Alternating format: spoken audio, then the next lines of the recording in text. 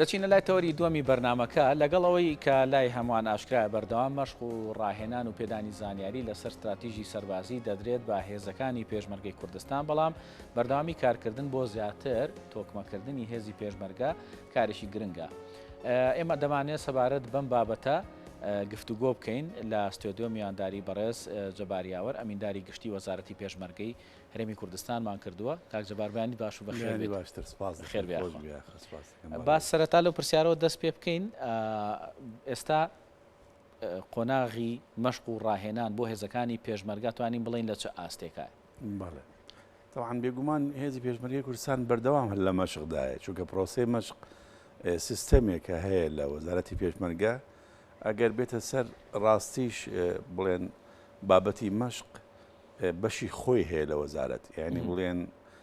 لە بەشی ئەوانەی ئەمەندارەتی گشتی نییە، بەڵکو لە بەشی بڵێن لای یاریدەدەری سەرۆکی ئەرکانی بۆ کاروباری ئۆپەراسیۆنەکانە کە لەوێ بەڕێوەبەرایەتێکی تایبەت هەیە بە مەشقی هێزی پێشمەرگەی کوردستان. دیارە ئەو بەڕێوەبەرایەتیە ساڵانە ئەوان بڵێن بەرنامەی مەشق دانن، ینی بەرنمەیەکی مەشقی ساڵانە دانن بە کوڕاستەیەک دەرەچێت، ینی وەکو کتێبێک بڵاوەکرێتەوە و ئەو منهەجی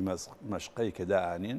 ئیتر کاتەکانی بۆ دیاریەکەن، جۆرەکانی مەشقەکانی بۆ دیاریەکەن، یەکەکانی کە بەشدارە بن لە پرۆسەی مەشقا دیاریەکەن لە کاتەکانی خۆیاندا، هەمووی لەسەر هەموو ساڵەکە بە شێوازێکی گشتی.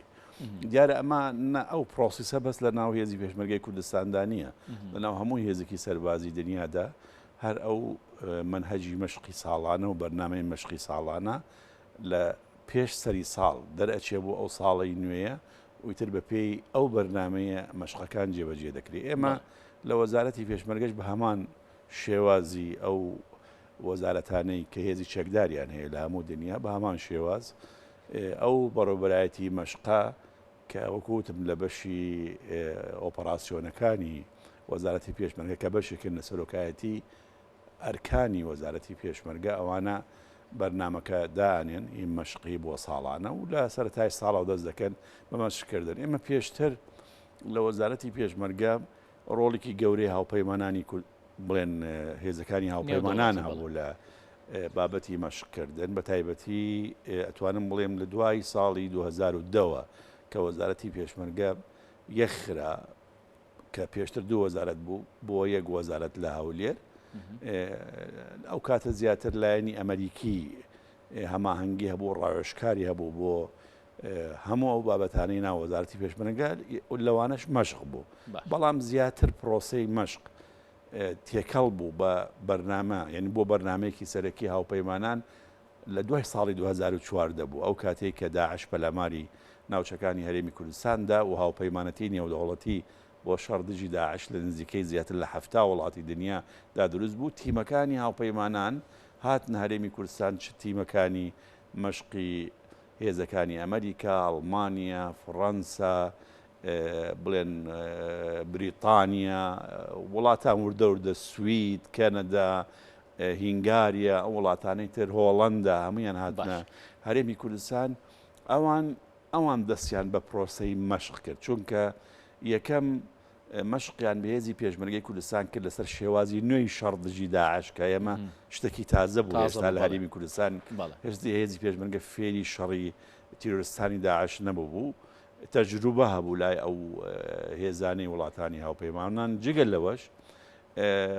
مەشقیان بە هێزی پێشمەرگە کرد لەسەر ئەو چەک و تەقەمەنیانەی کە ئەیاندا بە هێزی پێشمەرگەی کوردستان، چونکە ئەوان دەستیان کرد بە پێشکەشکردنی چەک و تەقەمەنی کە نوێ بوو لای هێزی پێشمەرگە، بەکاری نێنابوو، ئەبوایە فێری بەکارهێنانی ئەو چەک و تەقەمەنیانە بوون. خاڵێکی تر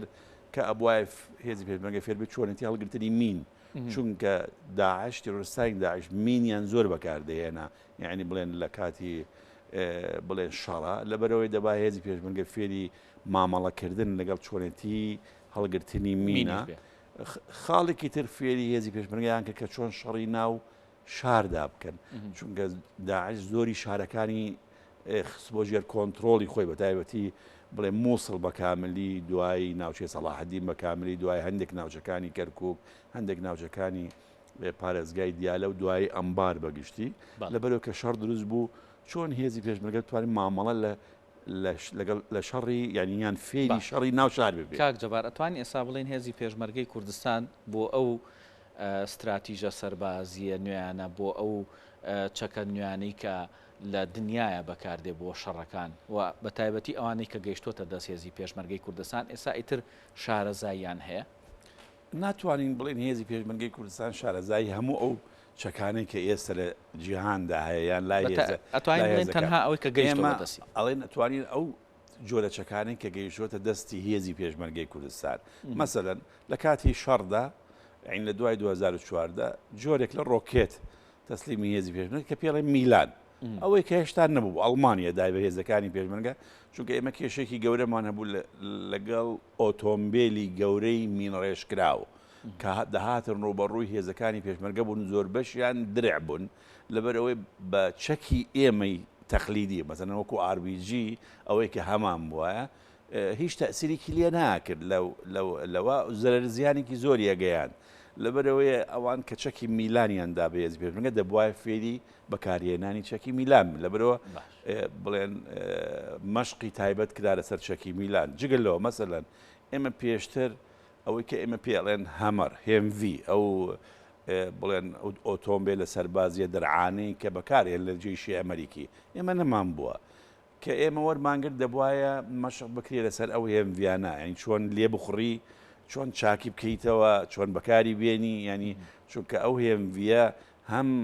سیارێکی بۆ پاراستنی درع بۆ پاراستنی هێزەکەیە هەم شەڕکەرە چونکە چەکی لەسەرە یعنی چەکی شەڕکردنی لەسەرە هەم جیهازی ئیتیساڵات و پەیوەندی لە ناوەوە بۆی چۆن بتوانین پەیوەندی لە نێوانی یەکتریا بکەن لە نێوانی هەمەرەکان دەبای ئەمانە هەمووی پرۆسەی مەشقیان بۆ بکرێ مەسەلەن چەکمان وەرگرتووە لە وڵاتی بریتانیا دەبایە فێری ئەو چەکە ببن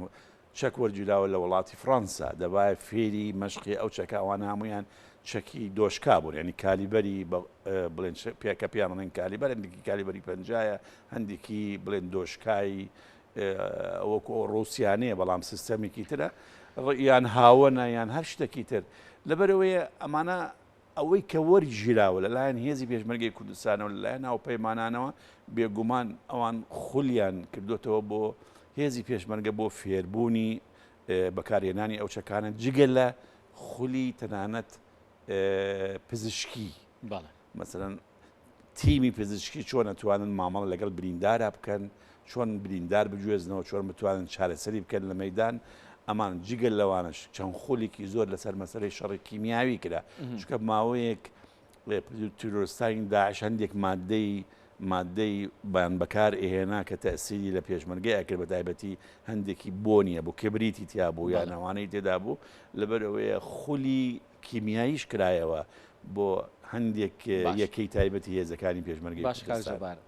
تەوان هێزی پێشمەرگەی کوردستان وەزارەتی پێشمەرگەی هەرێمی کوردستان کۆمەڵێک یەکەی تایە کۆمەڵێک لیوای تایە ئەم یەکەکان و لیواکان هەمویان هاوتەری بەقەر یەکتری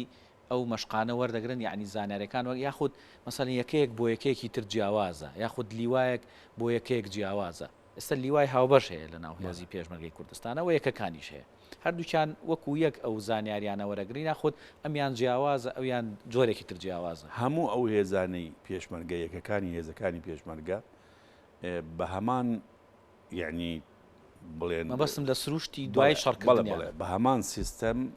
ئەبێ یعنی لیوا و یەکەیەکە مەسەڵەن طبعاً تۆ هەری لیوایە کۆمەڵێکی فەوجی تێدایە ئەو لیوایە بە کاملی داخلی مەشق نابێ مەسەڵەن فەوجێک لە لیواکە داخلی مەشقە بێ مەسەڵەن ئەگەر سێ نظامەکەی پێشتر لە وەزارەت 4 فەوجی بوو دوای کرایە 3 فەوجی 2 فەوج و تریمە ئەمێنن لە ئەرک لە هەموو لیوایەک فەوجی داخلی مەشقە بێ لەبەرەوەی زۆربەی ئەو لیوانەی هێزەکانی پێشمەرگە ئێستا لیوان نەماوە لە ناو هێزی پێشمەرگەی کوردستان کە داخلی مەشق نەبووە طبعاً مەشقەکان وەکوتم هەمە جۆرن مەسەڵەن مەشقەیە پێڵەن مەشقی بنەڕەتی ئەوەیە کە کەسێک ئەبێتە پێشمەرگە هێشتا فێری مەسلەی بەکارهێنانی چەک مەسلەی ئینزیباتی پێشمەرگەیی نابێ چۆنێتی شەڵکردنە چۆنیەتی یعنی ئەمە مەشقێکی سەرەتاییە مەشقێکی ئەساسیە بنەڕەتیە هەموو کەسێک کە ئەبێتە پێشمەرگە دەبێ ئەو مەشقە بنەڕەتیە وەرگرە بۆی بزانێ پێشمەرگەی چییە ئەرکی سەربازی چییە چۆن مامەڵا لەگەڵ چەکەکە و لەگەڵ ژیانی سەربازیەکە مەشقیش هەیە تایبەتە یعنی مەشقەیە تایبەتە بە چەک مەشقەیە تایبەتە بە ئۆتۆمبیل مەشقەیە تایبەتە بە مەسالی پزیشکی مەشقەیە تایبەتە بە مەسائلی کیمیاوی ئەمانە مەشقی اختصاصن مەشقی صنفن مەشقەیە تایبەتە بە مەدفعی مەشقەیە تایبەتە بەسەرەن بە چۆن بە دژە ئاسمانی مەسەرەن چۆن بەکارێنن چەکی ئاسمانی لەبەرەوە ئەمانە هەمویان مەشقی اختصاصین زۆربەی هێزەکانی پێشمەرگەی کوردستان ئەتوانم بڵێم لە نێوانی ساڵەکانی 2014 بە تایبەتی کە تیمەکانی هاوپەیمانان مەشقان بەهێزی پێشمەرگەی هەتاکو نزیکەی ساڵی 2018 هەتا شەڕی داعش بڵێن ئیمارەتەکەی داعش تا ئێستا ماوە تا ئێستا خەتەرێکی گەورەیە لەسەر ئاسایشی هەم عێراق وەرێمی کوردستان و ناوچێ ڕۆژهەڵات و هەموو دنیاش تا ئەو کاتێ ئەم چەند ساڵات توانە بڵێن زۆربەی یەکەکانی هێزەکانی پێشمەرگە کەڵکیان لەو جۆرەکانی مەشقی هاوپەیمانان وەرگرت بەڵام دیارە دوای ئەوە کە هاوپەیمانان جگەل لە مەشق پێکردنی یەکەکان هەندێک مامۆستایان پێ مەشق کرد یعنی لە ناو هێزەکانی پێشمەرگە کەسانێکیان هەڵبژارد بوون بە مامۆستای مەشق پێکارد بۆ هێزی پێشمەرگە ئێستا هێزی پێشمەرگەی کوردستان پشت بە هاوپەیمانان نابەستێ ئێستا ئەو منهەجە مەشقی کە بەڕێوەبەرایەتی مەشقی سەربازی جێبەجێیەکا ساڵانە بەهۆی مامۆستاکان کە فێری مەشق بوون و بوونە مامۆستا لە سەردەستی هاوپەیمانان ئێستا لەم کاتەدا هاوپەیمانان هیچ بەشداریەکی مەشق ناکەن بەڵکو مامۆستاکان کە بوونە مامۆستا بەهۆی هاوپەیمانان و ئێستا مەشق بە هێزەکانی پێشمەرگە ئەکەن لە هەموو بنکەکانی مەشق وەکو باسم کرد ئەمە ئیشکی اختصاصە یعنی ئەگەر زیاتر بۆ وردبوونەوەی بە ئەم بابەتە دەکرێت دوا ڕۆژ بانگشتی بەڕێوەبەری گشتی مەشقەکە بکەن یان ئەو بە ڕێزەی کە خۆیان دەدەری سەرۆکی ئەرکانە بۆ کاروباری مەشق بۆی زیاتر دەربارەی ئەم بابەتاتان بۆتان با کاک جەبار بابەتێکی تر هەیە من حەزەکەم لێرە باسی کەم و دەرفەتە لەگەڵ جەنابتا باسی کەم ئێستا لە ناو هێزی پێشمەرگەی کوردستانە قۆناغی بەرەو یەکخستنی هێزی پێشمەرگەی کوردستان بەچی گەیشتووە بەڵێ طبعا ئەم پرۆسەیە بەردەوام بووە پرۆسەکە جار هەبووە سست بووە لە هەندێک قۆناغی زەمەنیە جار هەبووە هەندێک خێرا بووە طبعا پرۆسەی یەخستنی هێزی پێشمەرگەی کوردستان حقیقەت پەیوەستە بە پرۆسەی هەلومەرجی گشتی هەرێمی کوردستان یعنی ئەمە بەڕاستی بینە سەر واقع کە هەلومەرجی هەرێمی کوردستان بە شێوازێکی گشتی هەلومەرجێکی هێمن بووە کێشەی سیاسی لە ناو لایەنە سیاسەکانی هەرێمی کوردستان نەبووە هەلومەرجەکە جێگیر بووە هەماهەنگی هەبووە لە نێوانی هەموو لایەنەکان لە هەرێمی کوردستاندا پرۆسەکە خێرا بووە بەڵام زۆر جار هەبووە کە هەلومەرجی سیاسی لە هەرێمی کوردستان کێشەی تیا بووە هەلومەرجێکی بڵێن گرژ بووە تەسیری هەبووە لەسەر مەسەلەی پرۆسەی یەخستنی هێزەکانی پێشمەرگە جگەل لەوەش مۆزوعی داراییش تەسیری هەیە مثلەن کە هەلومەرجی دارایی لە هەرێمی کوردستان هەلومەرجێکی باش بووە هەلومەرجی دارایی ئەوە یارمەتی دەربووە بۆ ئەوەیە کە پرۆسەکە زیاتر بەرەو پێشەوە بڕوە ئەگەر نا قەیرانی ئابووری ببێ ئەو بێگومان تەسیری هەیە چونکە پرۆسەکە پێویستی بە پشتیوانی دارایی جگەل لەمانەش هەموو هەلومەرجی ئەمنیش ڕۆڵی هەبووە مەسەلەن لە ساڵەکانی 2014 تا 2017 نەتوانراوە هیچ یەکەیەکی هێزی پێشمەرگەیەک بخرێ بەڵام لە پێش 2014 مەسەلەن لە ساڵی 2010 هەتا ساڵی 2013 نزیکەی 12 لیوای هێزی پێشمەرگەی پیادەیەک خراوە بەڵام ئەبینین لە دوای 2013 تاکو نزیک 2018 هیچ یەکەیەکی هێزی پێشمەرگەیەک نەخراوە هۆکارەکەی شەڕی داعش بوو هەموو هێزەکانی پێشمەرگە خەریکی شەڕ بوون لەبەر ئەوەیە بوار نەبوو بڵێن وەزارەتی پێشمەرگە بپڕژێتە سەر ئەوەی بێت یەخا بۆ یەکە یەخستن پێویستی بەوە هەیە ئەو هێزانە بەری بۆ بنکەی مەشق یەکیان خەی مەشقیان پێ بکەی پێویستەکانیان دابینکەی لەبەرەوەیە هەموو هێزەکان مەشغوڵی شەڕ بوون شەڕی داعش بوون بەڵام لە دوای ساڵی 2010ەوە ئەبینن پرۆسەکە خێرا بۆتەوە یعنی مەسەلەن لە 12 ئێستا لە 12 لیوا کە پێشتر لە 2010 تا 2010 خێرابوونە پەیوەندی هەیە بۆی کە لایەنەکان زیاتر پەرۆشن بۆی کە ئەم بێگومان چەند ئێمە حقیقت بێنە سەر حقیقت واقعی هەرێمی کوردستان هێزی پێشمەرگیان هێزی چەکدار بەگشتی لە هەرێمی کوردستان هەموو هێزە چەکدار چونکە هەر هێزی پێشمەرگە نییە چونکە ئێمە هێزی پۆلیسمانەیە هێزی دژە تیرۆرمانەیە هێزی ئاسایشمانەیە بڵێن هێزی زێرەفانیمانەیە هێزی بەرگری و فریاکەوتنمانەیە ئەمانە هەموو هێزن لە هەرێمی کوردستان لەبەرەوەی پرۆسەی یەخستن ئەبێت نەبەس هێزی پێشمەرگی کوردستانی هەموو ئەو هێزانی کە هەیە لە هەرێمی کوردستان ئەبێ پرۆسەی یەخستنیان تیا ئەنجام بدرێ ئێمە زۆر جار هەیە لە ڕاگەیاندن یان لە کاتی کە باسی یەخستن دەکرێ هەروەکو ئەو ئەزانن کە هێزی پێشمەرگی کوردستان تەنها هێزی پێشمەرگەیە ئێمە ئەگەر ئاماری هێزی پێشمەرگە مەسەرەن ئێستا پێشمەرگە لە حدودی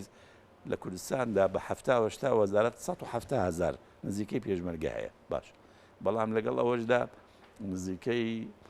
160,000 پۆلیس لە هەرێمی کوردستان هەیە نزیکەی 40,000 ئاسایش لە هەرێمی کوردستان هەیە هێزی دژە تیرۆر هەیە عینی ئەمانە هەمووی هێزن لە هەرێمی کوردستان لەبەرەوەیە مەسەلەی یەخستن پرۆسەیەکی گشتیە یعنی دەبێت ئەم هەموو هێزانێک کە هەیە لە هەرێمی کوردستان هەمویان بخرێنە بواری ئەو پرۆسەی یەخستنەوە بۆ ئەوەی هیچ هێزێک لە هەرێمی کوردستان